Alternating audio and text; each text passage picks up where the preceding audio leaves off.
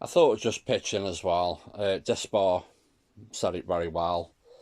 It has gone beyond the ridiculous. I mean, not every single day, but pretty much every single day, you repeat the same thing, having seen evidence to the contrary. You've been proven wrong on many counts. For some reason, you don't believe your own eyes, you can't accept it, or you just can't accept being wrong. But unfortunately, you are wrong. You say nobody will debate you. People have debated you, and you just end up screaming and shouting like a child because they don't agree with you. But they don't agree with you on the basis that it's, you're factually incorrect. The evidence and the facts show that conventional science is fine.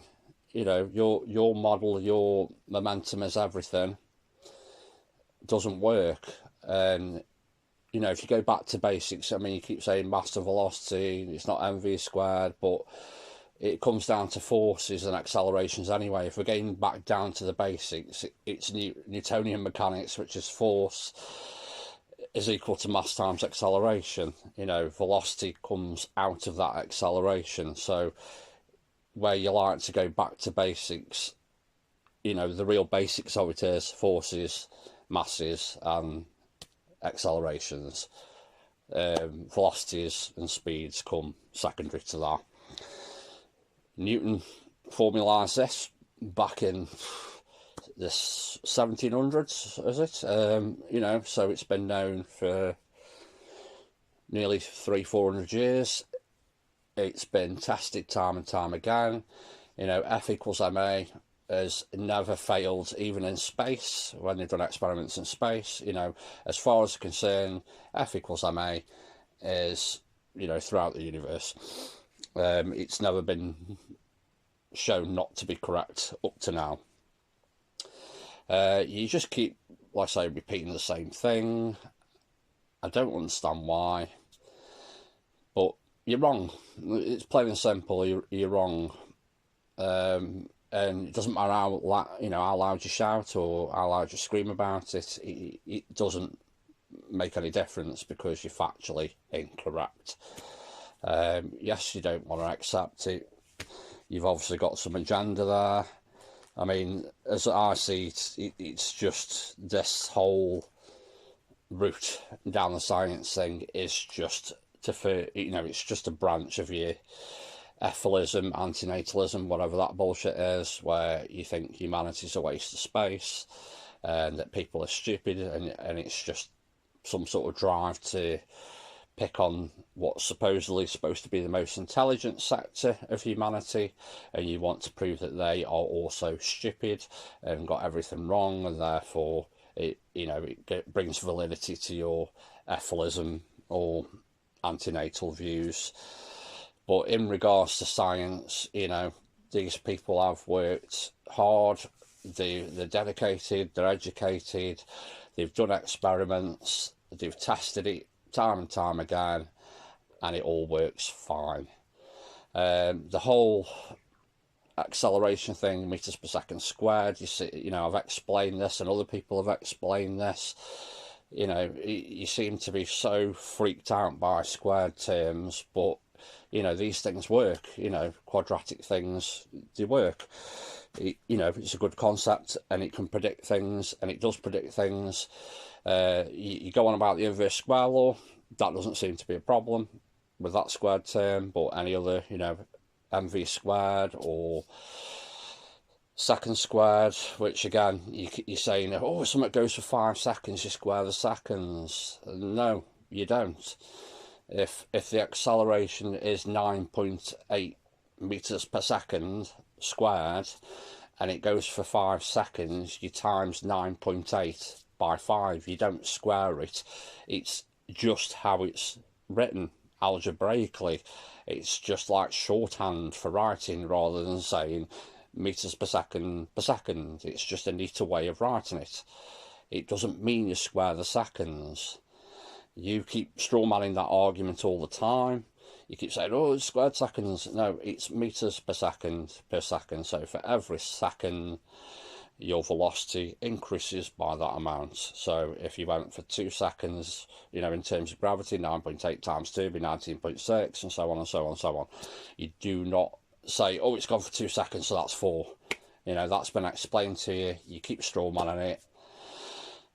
You know, you're arguing from, well, you're not arguing, you're talking nonsense, basically. You're trying to argue, but you're just saying things that aren't true, and then you seem to get upset because nobody's taking you seriously, and they're not taking you seriously because you're not being serious. You know, there's the basic high school mathematical principles that you don't comprehend, and that's nobody else's fault but your own.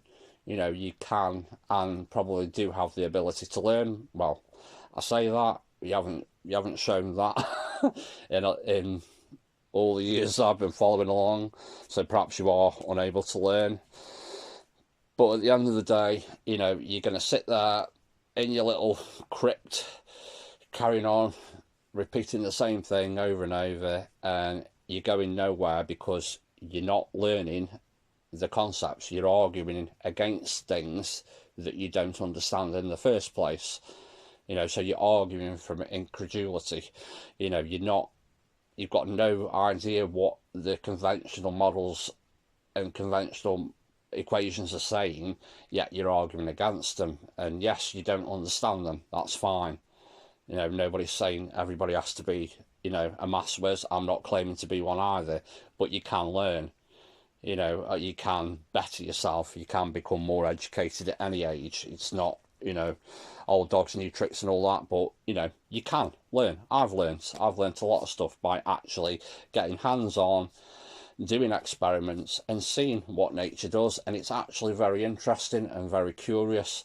And you have no real interest in science. You know, you don't do experiments. The ones you have done, well, what can I say? I mean, you don't weigh things, you don't measure things. It's just, well, looks like, seems like, that's good enough, you know. But at the end of the day, it really isn't. You know, you've got to have some sort of measurements, some, you know, baseline that you're working from, so you can then see what your results are. But, you know, you don't do that. And bringing up convention, you know, other conventional science like the lever, again, you know, it's, you strawman that argument. It's one thing, it can't do anything else but move the way it does. And if you put one mass at 4 mass at 1, and they're equal forces, because you've got force times distance and equal. So the whole lever argument doesn't work.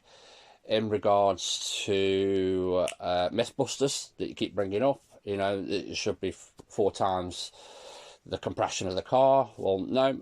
Again, if you look at a spring, you know, as you compress something, the force increases. So 4 times the energy would roughly be twice the compression, you know, which is what they got in the clay models, what they got in the car models, what you get if you did it with a spring. You know, 4 times the energy will roughly give you twice the compression, because as you compress it, the force increases over the distance, and force times distance is equal to energy. So twice the compression, twice the force, 4 times the energy, which is what the experiment showed, you know. So again, you strawman that because you don't understand that. But it all comes down to, at the end of the day, to your misunderstandings. You know, you can beg and plead that, you know, academia, you know, contact you and, you know, bestow you with this great honour of, you know, sorting out fundamental physics. But at the end of the day, it's never going to happen, because these things are well evidenced, well documented. Well, you know, they just, you know, it's watertight, the basics. And like I say, F equals ma, like I say, has never been disproven. While you say that isn't what Newton said, if you actually look at what Newton said and break it down, that's exactly what he said. You know, you just keep, again, strawmanning the argument. So, you know, at the end of the day, you're going to just carry on like you do on a daily basis or whatever.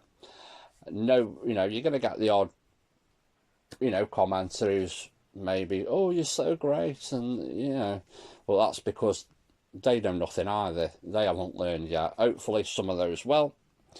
Some are obviously just a fan of you, accept anything you say. They don't bother looking for themselves. They don't want to get educated. They just want to pat you on the back because they think you're great for some strange reason. But yeah, there you go. You're just going to sit there to the end of your days. You're not going to get recognised for anything because you're just not bringing anything to the table. And at the end of the day, you make all these claims, which is fine. Anybody can make a claim, but you would have to provide some evidence to support that claim. If you were to do that, and you could say, this is how it works, and then you can present a controlled experiment with measurements and everything, all cross your T's, dot your I's, everything, and then show that it works the way that you say, then people might actually be interested. They might actually analyse what you've done, look how it works, and then maybe say you made a mistake here or there, or you've discovered something. But at the end of the day, just harping on all day, every day, and not actually providing any evidence apart from your very poorly constructed demonstrations or experiments, if I dare call them that, it's not enough. Put your money where your mouth is. Pay. You've got all this money, pay somebody to do these experiments in front of your own eyes, and then you can shout at, scream at them and tell them they've done it wrong, and then you can probably say, well, I'm not paying you now because it didn't come out the way I wanted. But when you see for yourself with your own eyes and it doesn't come out the way you think it should or guess it should, then you're done, aren't you? You've seen it, oh shit, that's it doesn't work, I'm wrong, and you've seen plenty. Other people have commented. Every commenter that doesn't agree with you, you just block them. You just say, oh, it's a nonsense, not on topic comment, which is absolute bullshit because they're right on topic. You just don't want to confront them. It's easy to just hide away, delete and block and pretend it never happened and live in your fantasy forevermore. Just to add on here as well, the one argument you cling to is, does it take 25 times the energy to make something go 5 times as fast? Yes, it does. Can it be proven experimentally? Yes, it can. I could actually show it to you, but you wouldn't fucking understand it anyway, and you just deny it, so I don't see the point in bothering. But again, you argue it, and you're wrong.